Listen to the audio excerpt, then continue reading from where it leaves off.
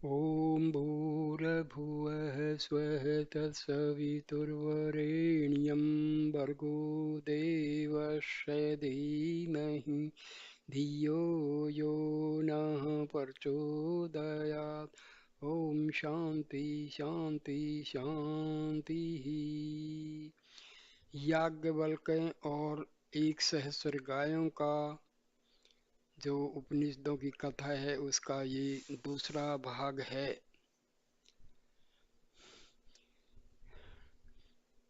तो सुनिए इस भाग के हिस्से को। उसके बाद लह्य वंश में उत्पन्न भुज्जु ने याज्ञवल्क्य से कहा, याज्ञवल्क्य, एक बार ऐसा हुआ कि मैं और मेरे कुछ साथी वेदों के अध्ययन के लिए मद्र देश मद्रास गए हुए थे। उस अपरिचित देश में भटकते हुए हम लोग पंतचल काप्य कपि वंशज के यहाँ पहुँचे। वहाँ हमने देखा कि उसकी लड़की को किसी गंधर्व की आत्मा ने ग्रस रखा है। उस गंधर्व से हमने प्रश्न किया, तुम कौन हो? उसने उत्तर दिया, मैं आंगिरस वंश में उत्पन्न हुआ सुधनवा नामक गंधर्व हूँ। तब मैंने उससे कहा, यदि तुम वास्तव में गंधर्व हो तो तुम्हें इस लोक के परे बहुत से लोगों का ज्ञान होना चाहिए। इसलिए बताओ कि पारीक्षित लोग कहाँ हैं? हे याज्ञवल्क्य, अब मैं तुमसे भी वही प्रश्न करना चाहता हूँ, पारीक्षित लोग कहाँ हैं? आर्त भाग यह है आर्त भाग आर्त भाग यह जानना चाहता था कि उसे गंधर्व द्वारा ज्ञान प्राप्त हुआ है, जबकि याज्ञवल्क्य ने मनुष्य द्वारा ही ज्ञान प्राप्त किया है। इस बात से वह अपने को याज्ञवल्क्य से श्रेष्ठ ज्ञानी सिद्ध करना चाहता था, पर उसे इस बात का पता नहीं था कि याज्ञवल्क्य अपनी अंतर्दृष्टि और दिव्य ज्ञान के फलस्वरूप यह मालूम कर सकते हैं कि गंधर्व ने क्या उत्तर दिया होगा। याज्ञवल्क्य ने कहा, मैं जानता हूँ कि गंधर्व ने क्या उत्तर दिया होगा। गंधर्व ने निश्चय ही यह कहा होगा कि परीक्षित लोग उस लोक में पहुंचे हुए हैं जहाँ अश्वमेध यज्ञ के कर्ता पहुंचते हैं। भुज्जु ने पूछा, अश्वमेध यज्ञ के कर्ता कहाँ पहुंचते हैं, क्या तुम बता सकते हो? याज्ञवल्क्य ने उत्तर दिया, सूर्य जहाँ से उदय होता है और जहाँ अस्त होता है उतना अक्षेत्र सूर्य के रथ की 32 दिन की यात्रा में तय हो जाता है। पृथ्वी का विस्तार उससे दुगना है, सागर का विस्तार पृथ्वी से दुगना है। पृथ्वी और सागर के बीच केवल उस्तरे की धार या मक्खी के पंख बराबर व्यवधान है। इंद्र ने बाद सुपर्ण पक्षी का रूप धारण करके परीक्षितों को वायु में बिखेर दिया। वायु उन्हें उस लोक में ले गया जहाँ अश्वमेध यज्ञ के कर्तागण रहते हैं। उस उपाय से गंधर्व ने वायु की प्रशंसा की। इसलिए वायु ही व्यष्टि इकाई तथा वायु ही समष्टि समूह है। जो व्यक्ति यह जान लेता है वह मृत्यु पर विजय पाता है। यह कहकर याज्ञवल्क्य ने यह सिद्ध कर दिया कि लौकिक क्रियाकर्म यज्ञादि द्वारा पूर्ण मुक्ति प्राप्त नहीं हो सकती। लय वंशोत्पन्न भुज्जु यह सुनकर चुप हो गया। उसके बाद उपस्थ चाकरायन ने कहा, याज्ञवल्क्य, मुझे उस ब्रह्मा के विषय में समझाओ जो साक्षात और प्रत्यक्ष है और जो समस्त प्राणियों के अंतर में व्याप्त रहने वाली आत्मा है। याज्ञवल्क्य ने उत्तर दिया, तुम्हारी आत्मा ही समस्त प्राणियों के अंतर में व्याप्त है। मेरी आत्मा कौन है? जो प्राण वायु द्वारा श्वास ग्रहण करती है वही तुम्हारी आत्मा है, और वही आत्मा समस्त प्राणियों के अंतर में व्याप्त है। जो अपान वायु द्वारा नीचे की ओर जाती है वही तुम्हारी आत्मा है, और वही समस्त प्राणियों के अंतर में है। जो सर्वत्र गमन करने वाली व्यान वायु द्वारा सर्वत्र गमन करती है वही तुम्हारी आत्मा है, और वही समस्त प्राणियों के अंतर में है। जो उदान वायु द्वारा ऊपर चढ़ती है वही तुम्हारी आत्मा है, और वही समस्त प्राणियों के अंतर में स्थित है। उपस्थ चाकरायन ने कहा, तुमने ब्रह्म आत्मा की जो व्याख्या की है वह ऐसी ही है जैसे किसी से यह पूछा जाए कि गाय या घोड़े की परिभाषा बताओ, और वह उत्तर के रूप में किसी गाय या घोड़े को दिखा दो। यह कोई परिभाषा नहीं हुई। मुझे अच्छी तरह युक्तिपूर्ण परिभाषा द्वारा समझाओ कि साक्षी और प्रत्यक्ष ब्रह्म वह आत्मा जो सबके भीतर वर्तमान है कौन है और क्या है। याज्ञवल्क्य ने फिर वही उत्तर दिया, स्वयं तुम्हारी ही आत्मा सबके भीतर वर्तमान है। सबके भीतर वर्तमान रहने वाली इस आत्मा का स्वरूप क्या है। याज्ञवल्क्य ने उत्तर दिया, तुम दृष्टि के दृष्टा को नहीं देख सकते, श्रुति के श्रोता सुनने वाले को सुन नहीं सकते, मति के मनता मनन करने वाला के संबंध में मनन नहीं कर सकते, और विज्ञाति के विज्ञाता जानने वाले को जान नहीं सकते। तुम्हारी आत्मा का रूप है और वह सबके अंतर में है, वर्तमान है। जो कुछ भी उससे भिन्न है वह असत्य है। उपस्थित चाकरायन यह उत्तर सुनकर चुप हो गया। उसके बाद कहोल कौशिक ने याज्ञवल्क्य से प्रश्न किया। उसने कहा, याज्ञवल्क्य तुम मुझे भी समझाओ कि साक्षात और प्रत्यक्ष ब्रह्म क्या है। वह आत्मा क्या है जो सब प्राणियों के भीतर वर्तमान है। याज्ञवल्क्य ने उत्तर दिया, स्वयं तुम्हारी ही आत्मा सबके भीतर वर्तमान है। इस आत्मा का स्वरूप क्या है। यह वह आत्मा है जो भूख, प्यास, शोक, मोह, जरा, बुढ़ापा और मृत्यु पर विजय प्राप्त करती है। जो ब्राह्मण ब्रह्मज्ञानी इस आत्मा के स्वरूप को जान लेते हैं, तब वे पुत्र कामना, पुत्रेषणा, धन प्राप्त करने की इच्छा, वित्तेषणा और उत्तम लोक स्वर्ग आदि प्राप्त करने की आकांक्षा, लोकेषणा को त्याग कर भिक्षावृत्ति ग्रहण करके सन्यासी का जीवन बिताने लगते हैं। पुत्र प्राप्त करने की इच्छा से धन प्राप्त करने की इच्छा उत्पन्न होती है, और धन प्राप्त करने की इच्छा से लोगों को प्राप्त करने की आकांक्षा उत्पन्न होती है। इसलिए ब्राह्मण ब्रह्मज्ञानी को चाहिए कि वह पांडित्य प्राप्त करके अपने को बल द्वारा प्रतिष्ठित करे। पांडित्य और बल प्राप्त करके मुनि मनन करने वाले पंडित अमौन तथा मौन, अविद्या और विद्या अथवा कर्म या ज्ञान का भेद जान लेता है, तभी वह सच्चा ब्राह्मण बनता है। कहोल ने पूछा, ब्राह्मण को किस प्रकार के कर्म करने चाहिए। याज्ञवल्क्य ने उत्तर दिया, वह किस प्रकार का भी कर्म करे, कोई अंतर नहीं पड़ेगा। ब्रह्म का वास्तविक ज्ञान प्राप्त होने पर भी कोई भी कर्म उसे बंधन में नहीं डाल सकता। इस ज्ञान की स्थिति के अतिरिक्त दूसरी कोई भी स्थिति विनाशील है। यह सुनकर कहोल कौशिक के चुप हो गया। उसके बाद गार्गी वचकनु की पुत्री ने प्रश्न किया। उसने कहा, याज्ञवल्क्य, यह समस्त पृथ्वी जल से ओतप्रोत घिरी हुई या छाई हुई है, यह तो मानी हुई बात है। अब यह बताओ कि यह जल किससे ओतप्रोत है। याज्ञवल्क्य ने उत्तर दिया, हे गार्गी, जल वायु से ओतप्रोत है। वायु किससे ओतप्रोत है। अंतरिक्ष, पृथ्वी और आकाश के बीच वाले लोक से। अंतरिक्ष लोक किससे उत्पन्न है। गंधर्व लोक से। गंधर्व लोक किससे उत्पन्न है। आदित्य लोक से। आदित्य लोक किससे उत्पन्न है। चंद्र लोक से। और चंद्र लोक किससे उत्पन्न है। नक्षत्र लोक से। और नक्षत्र लोक किससे उत्पन्न है। देवलोक से। और देवलोक किससे उत्पन्न है। इंद्र लोक से। और इंद्र लोक किससे उत्पन्न है। प्रजापति लोक से। और प्रजापति लोक किससे उत्पन्न है। ब्रह्मलोक से। और ब्रह्मलोक किससे उत्पन्न है। याज्ञवल्क्य ने कहा, गार्गी, अनुचित प्रश्न न करो, नहीं तो तुम्हारा सिर नीचे गिर जाएगा। इस प्रकार के गहन विषय को तर्क द्वारा सिद्ध नहीं किया जा सकता। ब्रह्म तर्क के प्रिय है, इसलिए हे गार्गी, तुम्हें इसके आगे प्रश्न नहीं करना चाहिए। गार्गी यह सुनकर चुप हो गई। उसके बाद उद्दालक अरुण के पुत्र ने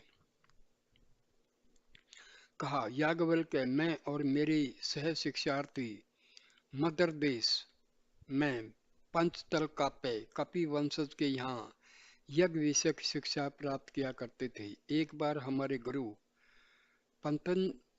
पतंजल की पत्नी को एक गंधर्व की आत्मा ने धर दबाया। हम लोगों ने उस गंधर्व से पूछा, तुम कौन हो? उसने उत्तर दिया, मैं अथर्वगण का पुत्र कबंध हूँ। उसके बाद उस गंधर्व ने पतंजल से कांपे से पूछा, हे कापे, तुम क्या उस यज्ञ सूत्र से परिचित हो जिससे यह लोक परलोक तथा समस्त प्राणी एक साथ बंधे हुए हैं? पतंजल ने उत्तर दिया, भगवान मैं उससे परिचित नहीं हूँ। उसने फिर पतंजल से तथा हम लोगों से भी पूछा, क्या तुम लोग उस अंतर्यामी को जानते हो जो सबके भीतर रहकर उस लोक पर परलोक पर तथा समस्त प्राणियों पर शासन करता है? पतंजल ने और हम लोगों ने भी उत्तर दिया, नहीं भगवान, हम उसे नहीं जानते। तब उस गंधर्व ने कहा, हे पतंजल, जो उस यज्ञ सूत्र को और अंतर्यामी को जानता है वह ब्रह्म को भी जानता है। उसे लोकों का भी ज्ञान रहता है। वह देवों वेदों तथा तत्वों और आत्मा के रहस्यों से परिचित हो जाता है। उसके बाद उस गंधर्व ने यज्ञ सूत्र और अंतर्यामी के संबंध में सब बातें बताई। क्योंकि मैं भी वहां उपस्थित था इसलिए मैं भी उस ज्ञान से परिचित हो गया हूँ। इसलिए हे याज्ञवल्क्य, मैं तुम्हारी भी परीक्षा लेना चाहता हूँ। यदि तुमने उस यज्ञ सूत्र और ये अंतर्यामी के ज्ञान से परिचित हुए बिना ही उन 1 सहस्त्र ब्रह्म गायों को ब्रह्म के सर्वोत्तम ज्ञान युक्त व्यक्ति के लिए सुरक्षित गायों को अपने घर भेज दिया हो तो तुम्हारा सिर निश्चय ही धड़ से अलग हो जाएगा। प्रत्येक व्यक्ति अपने को श्रेष्ठ पंडित समझकर यह कहा करता है कि मैं जानता हूँ, मैं जानता हूँ, पर किस रूप में तुम उसे जानते हो यह बात तर्क और प्रमाण सहित समझाओ। याज्ञवल्क्य ने उत्तर दिया, हे गौतम, वायु ही वह सूत्र है। वायु ही सूत्र की तरह इस लोक को परलोक को और समस्त प्राणियों में अपने में प्रोए हुए है।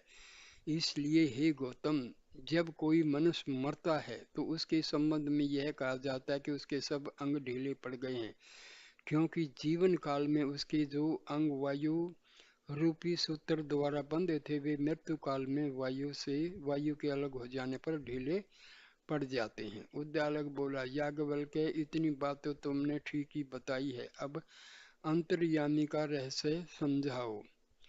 याज्ञवल्क्य ने उत्तर दिया, जो पृथ्वी के ऊपर रहने पर भी पृथ्वी के भीतर स्थित है, जिसके अंत स्थित रहने पर भी पृथ्वी अपरिचित रहती है, जिसका शरीर ही पृथ्वी है, जो भीतर से समस्त पृथ्वी पर शासन करता है, वह तुम्हारी आत्मा है, वह अंतर्यामी है, वह अमृत अमर है।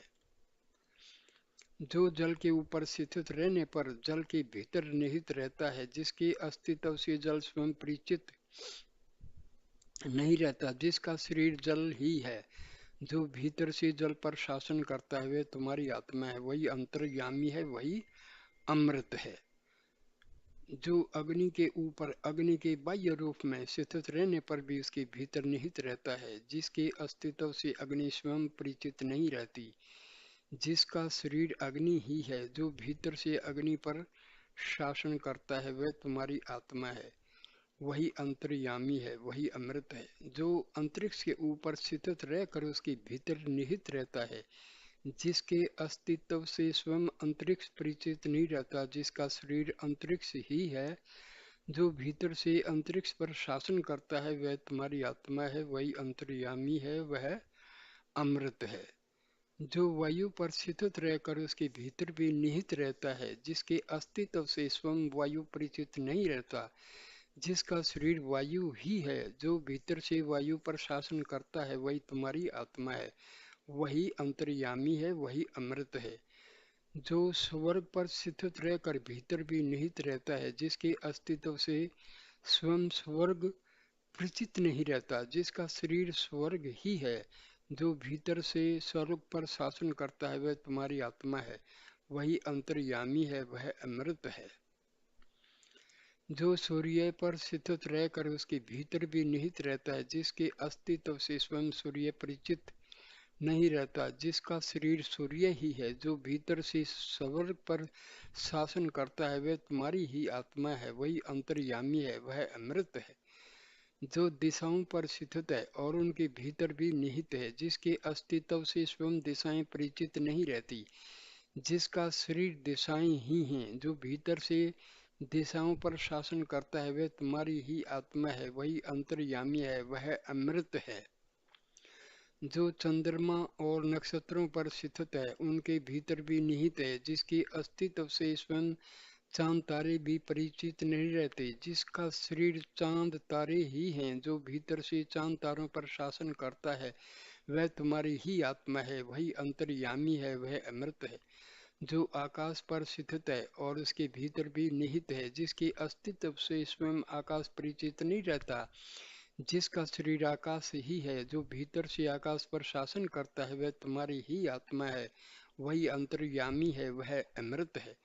जो अंधकार में स्थित है और उसके भीतर भी निहित है, जिसके अस्तित्व से स्वयं अंधकार भी परिचित नहीं रहता, जिसका शरीर ही अंधकार है, जो भीतर से अंधकार पर शासन करता है, वह तुम्हारी आत्मा है, वह अंतर्यामी है, वह अमृत है। जो प्रकाश में स्थित है और उसके भीतर भी निहित है, जिसके अस्तित्व से स्वयं प्रकाश भी परिचित नहीं रहता, जिसका शरीर ही प्रकाश है, जो भीतर से प्रकाश पर शासन करता है, वह तुम्हारी ही आत्मा है, वही अंतर्यामी है, वही अमृत है। जो समस्त भूतों तत्वों में स्थित है और उनके भीतर भी निहित है, जिसके अस्तित्व से स्वयं भूत भी परिचित नहीं रहती, जिसका शरीर भूत में है, जो भीतर से भूतों पर शासन करता है, वह तुम्हारी ही आत्मा है, वह अंतर्यामी है, वह अमृत है। जो प्राण में स्थित है और प्राण के भीतर भी निहित है, जिसके अस्तित्व से स्वयं प्राण भी परिचित नहीं रहती, जिसका शरीर प्राण में है, जो भीतर से प्राण पर शासन करता है, वह तुम्हारी ही आत्मा है, वही अंतर्यामी है, वह अमृत है। जो वाणी में स्थित है और वाणी के भीतर भी निहित है, जिसके अस्तित्व से स्वयं वाणी परिचित नहीं रहती, जिसका शरीर वाणी ही है, जो भीतर से वाणी पर शासन करता है, वह तुम्हारी ही आत्मा है, वही अंतर्यामी है, वह अमृत है। जो चक्षु में स्थित है और चक्षु के भीतर भी निहित है, जिसके अस्तित्व से स्वयं चक्षु भी परिचित नहीं रहता, जिसके शरीर चक्षु ही है, जो भीतर से चक्षु पर शासन करता है, वह तुम्हारी ही आत्मा है, वही अंतर्यामी है, वह अमृत है। जो श्रोत्र कर्णेंद्रियों में स्थित है और उसके भीतर भी निहित है, जिसके अस्तित्व से स्वयं श्रोत्र भी परिचित नहीं रहता, जिसका शरीर श्रोत्र ही है, जो भीतर से श्रोत्र पर शासन करता है, वह तुम्हारी आत्मा ही है, वही अंतर्यामी है, वह अमृत है। जो मन में स्थित रहता है और मन के भीतर भी निहित है, जिसके अस्तित्व से स्वयं मन परिचित नहीं रहता, जिसका शरीर मन ही है, जो भीतर से मन पर शासन करता है, वह तुम्हारी ही आत्मा है, वही अंतर्यामी है, वही अमृत है। जो त्वचा स्पर्शेंद्रिय पर स्थित है और त्वचा के भीतर भी निहित है, जिसके अस्तित्व से स्वयं त्वचा भी परिचित नहीं रहता, जिसका शरीर त्वचा ही है, जो भीतर से त्वचा पर शासन करता है, वह तुम्हारी ही आत्मा है, वही अंतर्यामी है, वह अमृत है। जो विज्ञान पर स्थित है और विज्ञान के भीतर भी निहित है, जिसके अस्तित्व से स्वयं विज्ञान भी परिचित नहीं रहता, जिसका शरीर विज्ञान में है, जो भीतर से विज्ञान पर शासन करता है, वह तुम्हारी ही आत्मा है, वही अंतर्यामी है, वह अमृत है। जो पुरुष की जनन शक्ति पर स्थित है और जन शक्ति के भीतर भी निहित है, जिसके अस्तित्व से स्वयं जनन शक्ति भी परिचित नहीं रहती, जिसका शरीर ही जनन शक्ति है, जो भीतर से जनन शक्ति पर शासन करता है, वह तुम्हारी ही आत्मा है, वही अंतर्यामी है, वह अमृत है। वह स्वयं अदृश्य रहने पर भी देखता है, स्वयं अश्रुत रहने पर भी सुनता है, स्वयं अमन अचिंत्य रहने पर भी वह मनन चिंतन करता है, वह स्वयं अज्ञात रहने पर भी सब कुछ जानता है, उसके अतिरिक्त कोई देखने वाला नहीं है, उसे छोड़कर दूसरा कोई सुनने वाला नहीं है, मनन करने वाला नहीं है और जानने वाला नहीं है, एकमात्र वही है, ये सब क्रियाएं करता है, वह तुम्हारी ही आत्मा है, वही अंतर्यामी है, वह अमृत है, उससे भिन्न जो कुछ भी है वह नाशवान है। जब याज्ञवल्क्य ने इस प्रकार विस्तार के साथ आत्मा की एकता, सर्वव्यापकता और अमरता का ज्ञान समझा तो उद्दालकारुणी चुप हो गए। दूसरा भाग में इस कथा का यहीं समाप्त करता हूँ। नमस्ते मेरे दोस्तों, नमस्ते। प्लीज़ वीडियो को लाइक करना, कमेंट करना और शेयर करना और चैनल को सब्सक्राइब करना। नमस्ते मेरे दोस्तों। तीसरे भाग में कथा जारी रखूंगा।